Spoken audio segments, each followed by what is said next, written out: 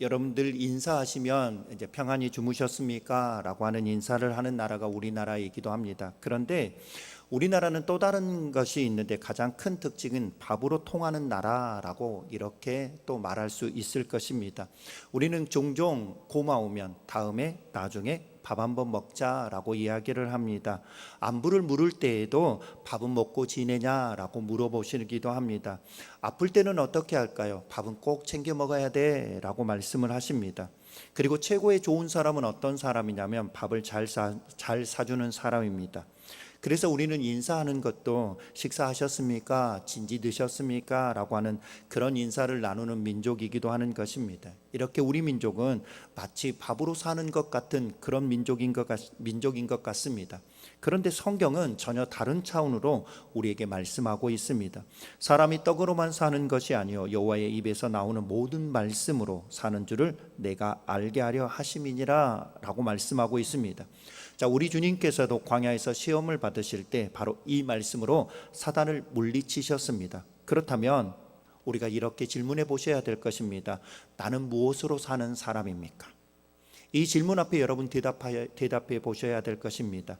그리고 한 걸음 더 나아가 나는 무엇으로 이기는 사람입니까? 라고 하는 질문을 해 보셔야 될 것입니다. 여러분, 사는 것과 이기는 것은 전혀 다른 것입니다. 여러분, 둘이 같은 것이 아닙니다. 그래서 오늘 이 질문에 대하여 여러분들이 설교 마지막 시간까지 여러분이 조금 고민해 보셨으면 좋겠습니다. 나는 무엇으로 사는 사람, 나는 무엇으로 이기는 사람인지 여러분들이 한번 고민해 보십시오. 밥이라고 하는 것은 곧 숫자, 조건, 환경이라고 말할 수 있는 것입니다. 그렇기 때문에 밥으로 이기려고 하는 사람이라고 표현할 수 있을 것입니다. 그런데 우리에게 있어서 하나님의 말씀으로 사는 줄 아는 사람, 이 사람은 누구로 이기냐면 하나님으로 이기는 것입니다. 그러니까 밥이라고 하는 것은 곧 숫자와 조건과 환경으로 사는 줄 아는 사람은 그 밥, 환경과 조건과 숫자로 이기는 사람이라고 할 수 있고, 하나님의 말씀으로 사는 사람은 하나님으로 이기는 사람이라고 표현할 수 있을 것입니다. 오늘 우리가 함께 읽었던 사사기 7장 기드온의 300용사를 통하여서 하나님만 의지하는 믿음의 사람, 그래서 하나님으로 이기는 사람이 어떤 사람인지 우리에게 있어서 함께 생각해 보려고 하는 것입니다. 자, 기드온의 이야기를 들으려면 우리에게 있어서 그 어둠의 시대를 살았던 그 사사 시대를 잠깐 살펴보셔야 될 것입니다. 자, 여호수아가 죽기 전에 하나님의 언약을 갱신하고 선포했습니다. 우리가 기억합니다. 오직 나와 내 집은 여호와만 섬기겠다라고 그렇게 고백하고 도전했습니다. 이스라엘 백성들, 그들은 결단코 여호와를 버리지 않겠습니다라고 결심을 했던 것입니다. 그런데 여호수아와 그 동시에 사람들이 다 죽고 나자 그 언약을 지키지 못했습니다. 성경은 이렇게 말합니다. 그 후에 일어난 다른 세대는 여호와를 알지 못하며 여호와께서 이스라엘을 위하여 행하신 일도 알지 못하였더라. 성경은 여호수아 이후의 세대를 다음 세대가 아니라 다른 세대라고 부릅니다. 선조의 신앙을 이어받았다면 다음 세대가 되어졌을 것입니다. 여호수아와 그리고 만나 세대의 신앙들을 물려받았다면 그들은 반드시 다음 세대가 되어졌을 것입니다. 그런데 여호와를 알지 못하고 하나님께서 행하신 구원의 역사를 알지 못한 채 우상을 섬기다가 다른 세대가 되고 말았다라고 말씀하고 있습니다. 자, 그때로부터 이스라엘 백성들은 약 350년간 자기의 소견에 옳은 대로 행하는 캄캄한 사사시대를 살고 있었습니다. 기억할 것은 이것입니다. 어둠의 시대, 그것은 거창한 사건 때문에 어둠의 시대가 시작된 것이 아닙니다. 한 세대가 하나님을 알지 못하게 되면서 조용히 시작되어졌다라고 하는 사실입니다. 이스라엘이 하나님을 버릴 때에도 하나님은 그들을 완전히 버리지 않으셨습니다. 그들이 우상을 섬기면 하나님께서는 그들을 돌이키기 위하여 이방 나라를 들어 징계하셨습니다. 우리에게 있어서 기억하실 것은 레위기의 말씀을 읽으시면 사사기에 반복해서 등장하는 하나님의 징계가 있습니다. 그것은 무엇이냐면 흉년과 수탈이라고 하는 것이 반복되어져서 그들을 징계하셨다라고 하는 것입니다. 하나님이 징계하셨을 때 이스라엘 백성들은 회개합니다. 그리고 그들은 부르짖기 시작합니다. 우리를 구원해 주소서. 그러면 하나님은 그 큰 죄에도 불구하고 구원해 주셨습니다. 그 뒤에 한동안 그들에게 평온이 찾아왔습니다. 그런데 문제는 어디에 있냐면 사사기의 말씀에 보면 그 평온이 문제였다라고 말씀하고 있습니다. 사사기 2장 11절과 19절의 말씀을 조금 정리해 보자면 그렇습니다. 그 사사가 사는 날 동안에는 평온했다라고 말씀하십니다. 그런데 문제는 어디서 발생하냐면 사사시대, 사사가 사는 날 동안은 평온했습니다. 그런데 그 사사가 죽은 후에 더 타락하였다라고 성경은 말씀하고 있는 것입니다. 이스라엘 백성들이 평안할 때에는 하나님을 잊어버리고 타락해 버렸습니다. 그러므로 말미암아 하나님께서는 그들에게 있어서 수탈, 징계를 받게 하셨습니다. 그들은 또 회개합니다. 사사를 통하여 하나님께서 그들을 구원하여 주셨고 그 구원함으로 말미암아 사사가 사는 날 동안 평안하면 그들은 또다시 타락하는 이 악순환을 반복했다라고 하는 것입니다. 그래서 이 패턴이 사사기의 구조라고 표현할 수 있을 것입니다. 타락, 징계, 회개, 구원, 평온입니다. 그리고 이 평온 속에 또다시 타락하게 된 거, 이 악순환이 사사기 전체를 거듭거듭 휘감고 있는 것입니다. 그래서 사사기 말씀을 읽어보면 이 내용들이 계속해서 반복되어지고 있다라고 하는 것입니다. 이때마다 하나님이 세우신 사람은 사사였습니다. 사사가 무엇이냐라고 했을 때 본래는 재판관이라고 하는 뜻이었습니다. 왕이 없던 시대에 하나님의 부르심을 받아 쓰임받는 군사적 지도자라고 했었을 때 그를 사사라고 불렀던 것입니다. 혹시 이 시간 우리의 인생은 여러분 사사기의 모습과 닮아 있지는 않을까요? 문제가 닥치면 시련과 고난과 어려움, 그리고 우리의 힘으로 해결할 수 없는 문제가 부딪히면 우리는 그때 엎드려 기도하고 부르짖기 시작합니다. 그리고 하나님께서 우리의 기도에 응답해 주시고 하나님께서 우리의 문제를 해결해 주시면 다시 세상으로 돌아갑니다. 무엇보다도 평안할 때 가장 빨리 하나님을 잊어버리는 그 패턴이 우리에게도 동일하게 나타날 때가 있다라고 하는 것입니다. 그래서 사사기는 단순히 비판이 아닙니다. 그럼에도 불구하고 회개할 때마다 구원하시는 하나님의 끈질긴 은혜, 그 은혜를 보여주시는 말씀이 사사기의 말씀인 것입니다. 자, 오늘 본문의 기드온은 미디안이라는 그 이스라엘을 괴롭히고 있었던 그때의 부르심을 받은 사람이 오늘 본문에 등장하는 기드온입니다. 드보라 이후 약 40년간 그 땅에 평온했습니다. 이스라엘 백성들은 또다시 악을 행하였고 하나님은 그들을 바로잡기를 원하셔서 7년 동안 미디안 손에 넘기셨습니다. 미디안의 압제가 심해지자 이스라엘은 회개하고 부르짖었고요, 하나님께서는 기드온을 사사로 세우기로 작정하셨습니다. 그런데 기드온은 결코 영웅처럼 보이는 인물이 아니었습니다. 미디안 사람이 무서워서 포도주 틀에 숨어서 밀을 타작하던 사람이었습니다. 스스로 뭐라고 이야기했냐면 내 집은 므낫세 중에 약하고 내 아버지 집에서 가장 작은 자라고 고백했던 사람이었습니다.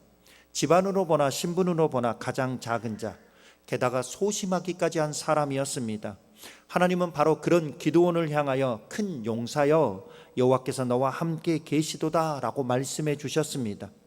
하나님이 함께 하신다라고 하는 이 표현은 단순한 위로가 아닙니다. 소명과 사명을 주실 때 사용하시는 언약의 언어가 하나님이 함께 하신다라고 하는 것입니다. 그러므로 우리에게 있어서 늘 이렇게 고백합니다. 늘 교회를 다니는 성도에게 우리는 이렇게 고백합니다. 하나님은 나와 함께 하십니다 라고 고백합니다. 그렇다면 여러분, 이 고백에는 어떤 고백이 담겨져 있냐고요? 여러분, 하나님께서 여러분을 위로하시고 여러분에게 긍휼과 사랑을 베풀기 위하여 하나님이 나와 함께 하십니다 라고 하는 고백이 담겨져 있기도 하지만, 기드온을 부르셨을 때 그에게 사명, 소명을 주실 때 사용하셨던 말씀이 하나님이 너와 함께 하신다라고 하시는 말씀이라면, 우리의 고백으로 나와 하나님이 함께 하십니다 라고 고백한다면 여러분, 아니 나에게 하나님께서 주시는 사명, 하나님께서 주시는 소명이 우리에게 있다라고 말씀하고 있는 것입니다. 그러므로 우리에게 있어서 우리의 고백으로 하나님이 나와 함께 하십니다 라고 하는 고백 속에서는 하나님이 나를 통하여 이루고자 하시는 일, 하나님이 나를 통하여서 여러분 행하고자 하시는 그 일들, 그리고 그 놀라운 역사들이 있다라고 하는 믿음의 고백으로 여러분들이 하나님은 나와 함께 하십니다. 주님은 나와 함께 하십니다. 라고 하는 고백을 드릴 수 있어야 할 것입니다. 그렇게 하나님이 함께 하십니다, 하나님이 너와 함께 하신다 라고 말씀해 주셨음에도 불구하고 기드온은 자신이 부족합니다, 나약합니다, 사양하고 정말로 하나님이 맞으십니까? 그렇다면 표징을 보여주십시오 라고 거듭 요구했던 사람이었습니다. 하나님은 고기와 무교병을 바위 위에 놓게 하셨고 기드온이 순종하자 바위에서 불이 솟아 그것들을 다 살라내셨습니다. 기드온은 하나님을 대면한 사실로 크게 두려워했습니다. 하나님은 너는 안심하라, 두려워하지 말라, 죽지 아니하리라 라고 말씀해 주셨습니다. 그러자 기드온은 그 자리에 제단을 쌓고 그 이름을 여호와 샬롬이라고 불렀습니다. 샬롬은 무엇입니까? 우리가 아는 것처럼 평강, 평화, 평안을 뜻하고 있었던 것입니다. 여호와 샬롬, 곧 평강의 하나님이시다 라고 하는 뜻입니다. 아니, 죽음 때문에, 두려움 때문에, 불안 때문에 그렇게 떨고 있던 기드온에게 하나님께서는 그 숫자, 그 밥, 환경, 상황, 조건, 사람들, 그것으로 인하여 절대로 빼앗길 수 없는 절대 평안을 그에게 선포해 주셨다라고 말씀해 주셨습니다. 오늘 이 말씀이 우리에게 주시는 말씀입니다. 우리가 아무리 힘들어도 우리 가운데 하나님이 선포해 주시는 여호와 샬롬, 그 환경과 상황과 숫자, 조건으로는 절대로 빼앗길 수 없는 하나님이 주시는 절대 평안이 우리 가운데 있다라고 말씀하고 있는 것입니다. 그래서 여러분, 우리가 믿음의 사람으로 살아갈 때 우리는요, 형편이 좋아서 생기는 평안이 아닙니다. 여러분, 우리에게 있어서 죽음과 두려움과 불안, 그것으로 무너지지 아니하는 절대 평안이 우리에게 있다라고 말씀하고 있는 것입니다. 그러므로 우리에게 있어서 여호와 샬롬, 우리에게 있어서 평안과 평강은 하나님께서 우리가 눈에 보이는 것, 우리가 경험하는 것, 그리고 우리가 느끼는 것, 그것을 다 뛰어넘는 절대 평안을 우리에게 주시는 분이시다라고 하는 것입니다. 그래서 예수 그리스도를 믿음으로 말미암아 예수 그리스도 안에서 주신 이 샬롬을 믿고 우리에게 있어서는 여러분, 숫자, 상황, 밥, 환경으로 살아가는 사람이 아니라 평강으로 살아가는 성도이다라고 우리에게 말씀해 주시고 있는 것입니다. 이제 하나님이 너와 함께 하신다, 여호와 샬롬, 그에게 있어서는 소명과 사명 그리고 평안, 샬롬 사건 이후에 기드온은 하나님의 명령에 따라서 미디안과 전쟁을 준비합니다. 이스라엘 모든 지파의 군사들을 모집했습니다. 드디어 32,000명의 군사가 모집되어졌습니다. 그런데 하나님께서 뜻밖의 말씀을 하십니다. 너를 따르는 백성이 너무 많은즉 이는 이스라엘이 나를 거스려 스스로 자랑하기를 내 손이 나를 구원하였다 할까 함이니라. 여러분, 이 말씀 속에 오늘 본문의 심장을 만날 수 있어야 될 것입니다. 하나님의 전쟁은요, 여러분, 덧셈이 아니고 하나님의 전쟁은 뺄셈입니다. 내 손이 나를 구원하였다라고 하는 그 한마디가 나오지 않도록, 그 한마디가 나오지 못하도록 하나님은 사람의 자랑거리를 의도적으로 비워가시는 분이 하나님이십니다. 그래서 먼저 두려워 떠는 자를 돌아가라 하시니 22,000명이 돌아갔습니다. 드디어 10,000명밖에 남지 않았습니다. 그런데 하나님께서 뭐라고 말씀하시냐면 아직도 많다라고 하시며 물가에서 시험을 하셨는데 손으로 물을 떠서 핥는 자, 그 핥는 자가 단 300명 뿐이었습니다. 하나님은 말씀하십니다. 이 손으로 물을 핥아먹는 300명으로 너희를 구원하여 미디안 손을 내 손에 넘겨주리라 라고 말씀하셨습니다. 그러면서 뭐라고 말씀하시냐면 나머지 사람들 돌려보내라. 여러분 한번 보십시오. 32,000명, 32,000명과 13만 5천 명 이 전쟁을 치르는 데 있어서 턱없이 부족한 숫자가 32,000명이었습니다. 그런데 그렇게 턱없이 부족한 32,000명도 안 되는 숫자였는데 이제는 300명까지 줄이신 것입니다. 이 말씀을 통해서 우리에게 말씀하시는 것은 분명합니다. 전쟁의 승리는 사람의 많고 적음이 아니라 오직 하나님의 손에 달려져 있다. 우리가 비우면 비울수록 하나님이 채우신다라고 하시는 말씀이 담겨져 있는 것입니다. 이스라엘 급히 모인 훈련도 받지 못했던 300명으로 미디안의 군사 13만 5천 명과 싸워야 했던 것입니다. 사람의 눈으로는 승산이 없는 싸움이었습니다. 그런데 하나님께서는 승리의 전략까지 친히 알려주셨습니다. 자, 300명으로 세 무리로 나누어서 각 손에 나팔과 횃불을 감춘 빈 항아리를 들게 하셨습니다. 한밤중에 세 무리가 일제히 항아리를 부수며 왼손에 횃불을 들고 오른손으로 나팔을 불며 외쳤을 때 미디안 군사들은 놀라 도망하며 자기들끼리 칼로 쳤고 하나님께서 큰 승리를 주셨습니다. 300명의 용사는 그들이 가지고 있었던 무기는요, 나팔, 횃불, 항아리뿐이었습니다. 인간의 눈으로 보기에는 무기라고 부를 수 없는 그런 것들이었습니다. 그런데 하나님께서 친히 싸우시는 거룩한 전쟁이 되니 그것으로도 승리를 주셨습니다. 중요한 것은 세세한 전술이 아니라 승리는 어디서 오는가라고 하는 본질인 것입니다. 여러분, 승리는 나에게서 오는 것이 아닙니다. 우리를 위하여 대신 싸우시는 하나님께 있는 것이 승리인 것입니다. 그러므로 우리는 이렇게 고백하셔야 됩니다. 승리는 오직 하나님께 있습니다. 이제 오늘 본문의 말씀을 좀 한 문장으로 정리해 보면 어떨까요? 자기 소견에 옳은 대로 행하던 악한 시대에 우리의 승리는 오직 하나님을 의지하는 믿음에 달려져 있습니다 라고 하는 것을 말씀하고 있는 것입니다. 우리의 인생에도 각자의 전쟁을 치르고 있습니다. 때로는 건강의 싸움도 싸우시고요, 경제적인 압박과 싸우시는 분, 때로는 상처와 갈등, 내 안에 있던 미움과 시기, 때로는 사람과의 관계들, 이 갈등과도 싸우고 계시는 분이 계실 것입니다.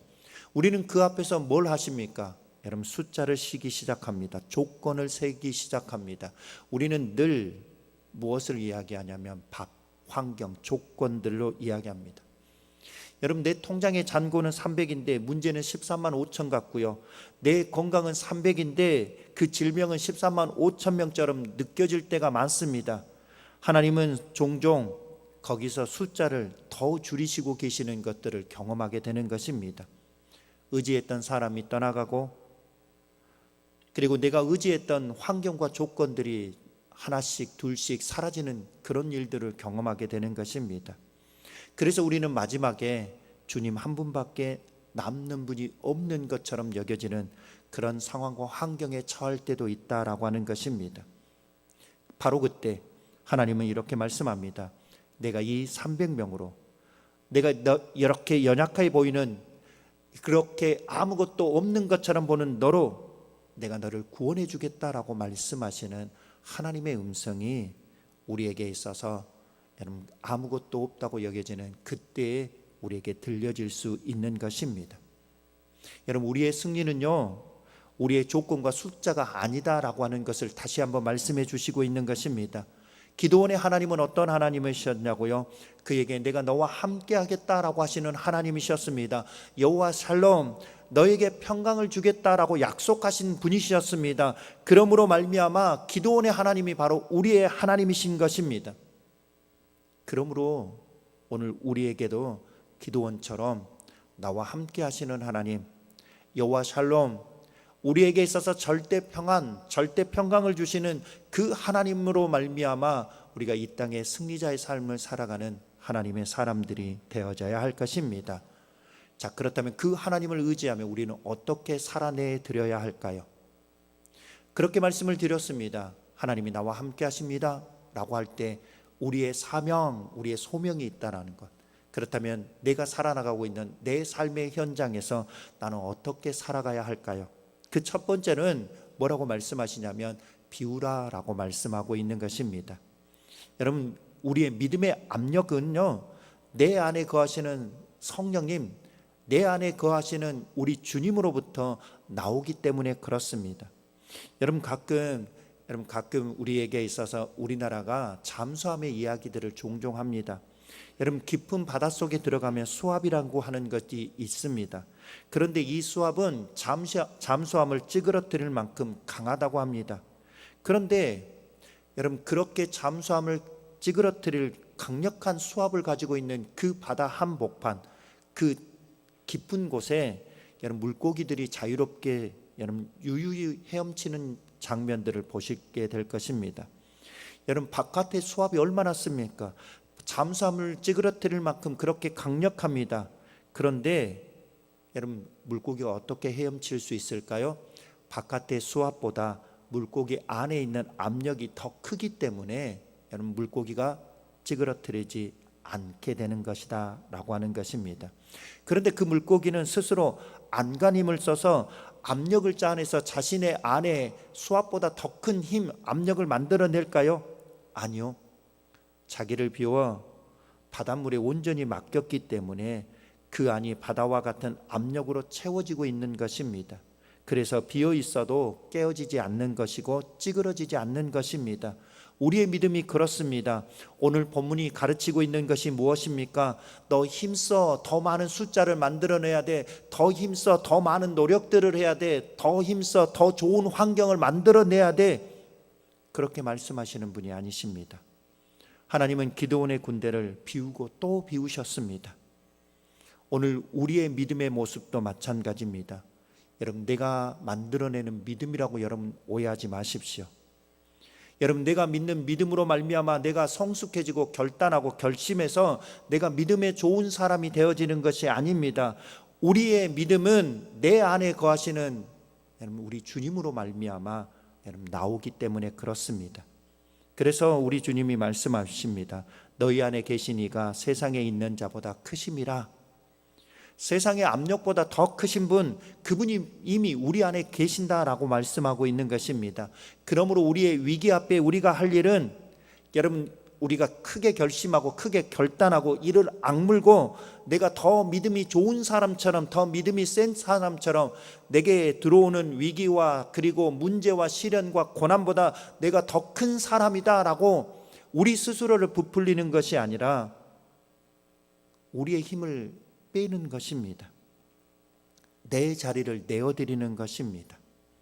여러분, 우리의 믿음의 모습들은 늘 이것으로 싸웁니다. 우리는 내 안의 주인이 늘 나라고만 주장하려고 합니다.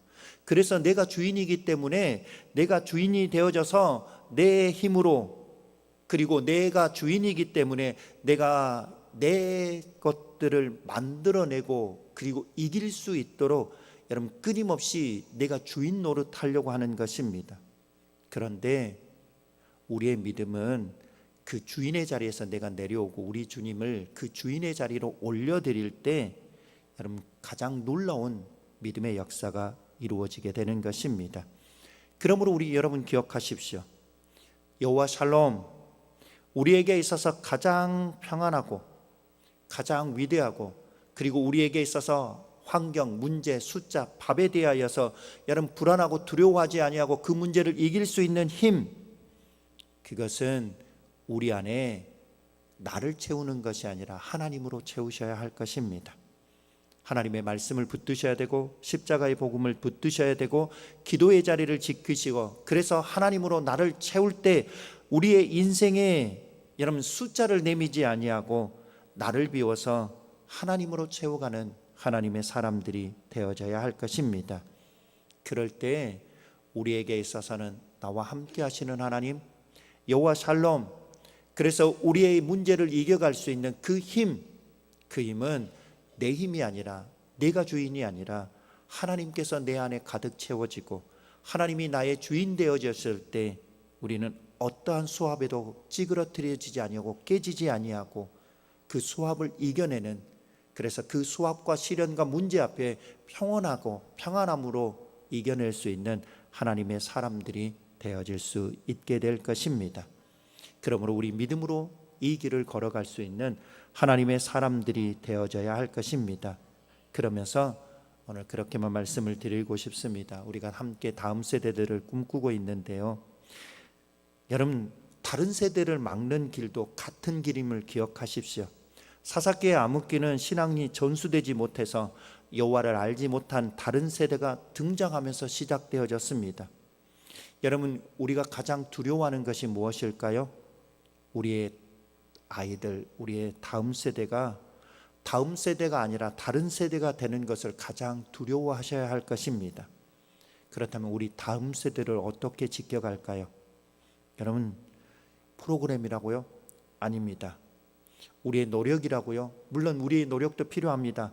그러나 우리에게 있어서 그 노력으로 우리의 다음 세대들이 여러분 많아졌다 가면 하나님께서 하신 것이 아니라 내가 했다라고 말하는 그 자랑일 뿐일 것입니다. 그러나 우리가 먼저 기도원처럼 살아계신 하나님, 나와 함께 하시는 하나님, 여호와 샬롬 하나님, 그 하나님을 내가 먼저 인격적으로 만나고 경험해서 우리의 다음 세대들에게 여러분 보여주셔야 될 것입니다. 그럴 때 우리는 다른 세대가 아니고 다음 세대를 세워갈 수 있는 것입니다. 그래서 우리에게 있어서 우리 그렇게 부탁드리고 싶습니다. 우리 만날 때 우리 다음 세대들, 그리고 다음 세대를 양육하고 있는 교사들, 그들에게 밥을 먹었냐고, 그리고 다음에 밥을 먹겠다고 그렇게 말하는 것보다도 이제는 기도하고 있는지, 하나님의 말씀을 먹고 사는지, 그것을 물어볼 줄 아는 우리들이 되어져야 할 것입니다. 제가 서론에 그렇게 질문을 드렸습니다. 우리는 무엇으로 사는가? 여러분, 우리는 밥으로 사는 사람이 아니라 하나님의 말씀으로 살아가는 사람인 것을 우리의 교회 안에, 우리의 교회의 공동체 안에 함께 보여줄 수 있는 하나님의 사람들이 되어져야 할 것입니다. 그렇게 우리 다시 한번 그 다음 세대들을 세워가는 하나님의 사람들이 되어져야 할 것입니다. 여러분 기억하십시오.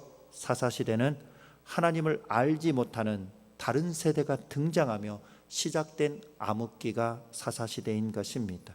그러나 하나님은 그 악순환 속에서도 끊임없이 사사를 세워 구원하셨고, 기드온과 300용사를 통하여서 승리의 조건이 숫자와 환경과 상황이 아니라 오직 하나님을 의지하는 믿음에 달려 있음을 우리에게 보여주셨던 것입니다. 오늘 다시 한번 나와 함께 계시는 하나님, 그 여호와 샬롬, 그 하나님으로 말미암아 우리 안에 가득 채워서 우리의 영적인 전쟁과 세상과의 전쟁에서 오늘 환경과 상황 때문에 염려와 불안, 두려움으로 걱정하는 세대가 아니라 우리에게 있어서 하나님을 경험함으로 말미암아 믿음의 승리를 통하여 우리의 다음 세대들에게도 다른 세대가 아닌 다음 세대를 만들어가는 하나님의 사람들이 되어질 수 있기를 바라겠습니다.